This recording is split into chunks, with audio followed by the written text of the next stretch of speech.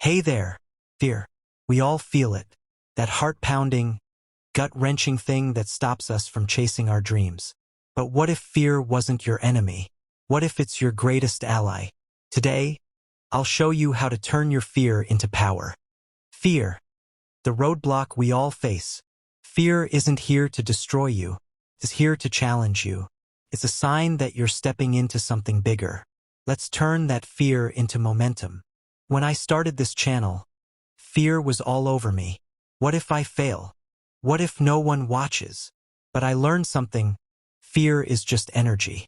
You can let it hold you back or use it to push forward. Step 1. Acknowledge your fear. First, name it. Say it out loud. I'm scared of failing. I'm scared of judgment. Naming it weakens its hold over you. Step 2. Reframe your fear. Fear and excitement feel the same in your body.